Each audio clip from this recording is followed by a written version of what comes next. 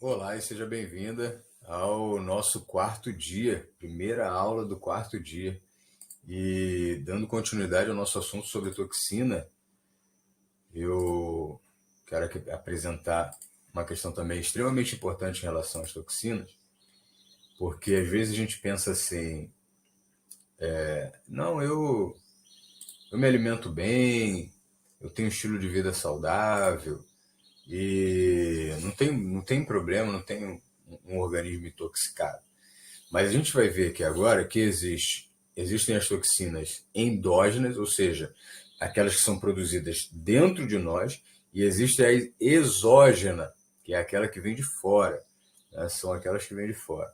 Então a gente tem, por exemplo, aqui ó, a amônia, que é produzida no fígado a partir do metabolismo das proteínas e pode ser tóxica em grandes quantidades, especialmente para o sistema nervoso. Então, o fígado intoxicado, quando o fígado não trabalha bem, e essa amônia que é produzida pelo fígado a partir do metabolismo das proteínas, o fígado em deficiência funcional, ele funcionando bem, ele transforma essa amônia em ácido úrico. Então, dependendo da quantidade, até passa. Mas a amônia, se ela não for metabolizada, ela vai prejudicar o cérebro. Ela é tóxica para o cérebro. Então a gente já tem aqui simplesmente pelo fato da ingestão de proteína, que é necessário para a vida. Você tem que ingerir proteína. Agora, qual é a dosagem que isso está sendo feito? Qual é o tipo de proteína que aí pode desencadear por outras dinâmicas, outros tipos de problemas? Por exemplo, problemas inflamatórios.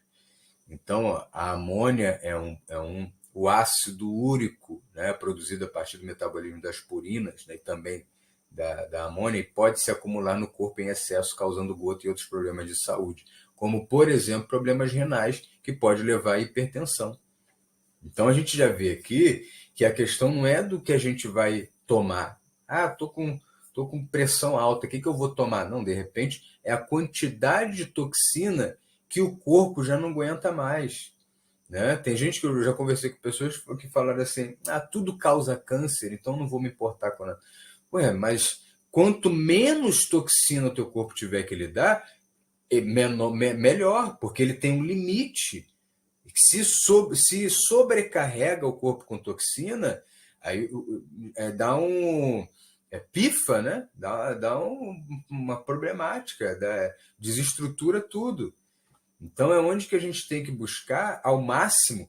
Não é porque eu tomei banho de manhã e agora eu vou sair para trabalhar e vou me sujar, né? Vou ter que tomar banho mais tarde, que eu de repente vou ter uma lama ali, uma poça de lama, vou pular na lama, vou ter que tomar banho mesmo de novo, né? Ou então de repente saio de casa, não vou tomar banho não, porque eu vou ter que tomar banho na volta. Não, a gente está sempre se limpando, sempre se purificando, né? Externamente, né? Então, os radicais livres, né? De repente a pessoa, não, eu me alimento super bem, eu pratico exercício e tal. Só o fato de a gente estar respirando já intoxicou o corpo. Porque a produção de radicais livres, ela também acontece com o metabolismo do oxigênio. Então, é inevitável. Radicais livres são moléculas instáveis que são produzidas naturalmente no organismo durante o processo de metabolismo e podem danificar as células e tecidos se estiverem em excesso. Né? Qualquer coisa eu leio rapidinho aqui, porque você pode pausar e ler o slide estou fazendo uma leitura rápida aqui. Então, o que a gente viu? São substâncias que são produzidas naturalmente. Naturalmente. Mas existe o quê? Qual é o problema? É o excesso. Um pouco de radical livre não tem problema nenhum. Agora, quando tem o excesso, que é o que é chamado de estresse oxidativo, aí a gente tem um problema. Por exemplo, o excesso de ferro. Tem gente que tá com anemia por deficiência de ferro, né? Deficiência, a anemia ferropriva. Tem gente que tem excesso de ferro.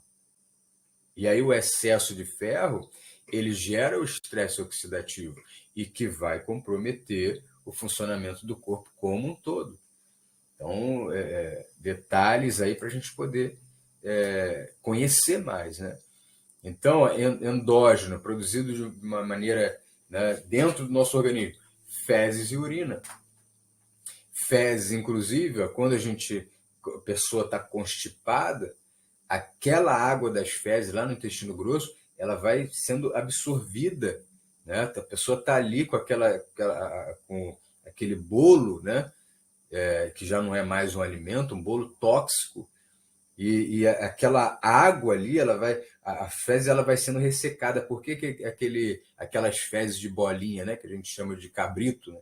Então, por que isso acontece? Houve um período, né, superior ao necessário, que aquele bolo fecal ficou ali no intestino. Então, muito tempo ali parado, o líquido daquele bolo fecal ele foi reabsorvido, coisa que não deve acontecer. Olha como é que fica o sangue de uma pessoa constipada com líquido de fezes. Chegou ali para sair. Pessoa constipada fica aquela coisa. Passa um dia, passa 2 dias, passa 3 dias, às vezes uma semana, às vezes mais. E ali, a pessoa não defeca.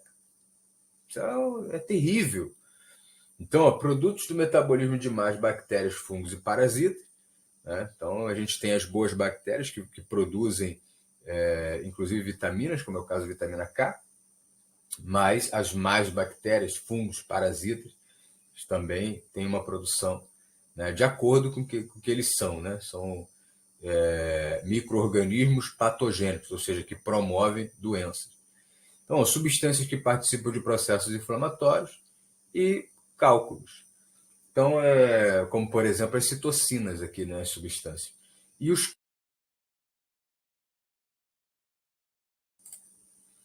Deu um probleminha aqui na câmera, tive que dar um pause. Então, retomando. Os cálculos que, inclusive, os mais comuns são de oxalato de cálcio, né, porque a gente tem outros tipos de cálculo. E esses cálculos eles podem ser gerados pelo consumo do ácido oxálico, né? Então, onde que a gente encontra o ácido oxálico? A gente pode encontrar, por exemplo, nas folhas de beterraba, na própria beterraba. Então, entre outros produtos que a gente deve, alimentos, né, que a gente deve ter cuidado. Então, assim, não é porque é um alimento que eu vou comer de qualquer maneira, que eu vou fazer de qualquer forma, que eu vou comer, né, a quantidade que eu quiser. A gente tem que ter um cuidado, inclusive considerando a individualidade bioquímica, porque cada corpo ele vai reagir de uma maneira diferente às substâncias, né? Por isso que a dieta do outro não funciona para mim, muitas das vezes, né? De maneira específica, né? Ele fez uma dieta exatamente do jeito que eu copiei, né? Ele fez uma dieta, eu copiei exatamente e eu não tive resultado. Por quê? Porque o meu corpo é o meu corpo, o corpo dele é o corpo dele. Então, essa questão dos cálculos também tem uma influência muito grande da individualidade bioquímica, e a gente tem que ter cuidado com os alimentos, inclusive com alimentos naturais, alimentos que vem da terra, aquele que Deus criou, a gente pode ter uma reação a eles também. Tá? Então, esses cálculos, por exemplo, de oxalato de cálcio, eles são produzidos naturalmente. Né? Você vai estar comendo ali, poxa, agora eu estou fazendo aí um suco de beterraba todo dia de manhã e tal, e aí de repente você pode estar gerando cálculo devido ao ácido oxálico presente nesse alimento, né? Como por exemplo a beterraba. E tem as toxinas exógenas, né? Que a gente vai ver isso na outra aula. Deus abençoe. Nos vemos na próxima aula.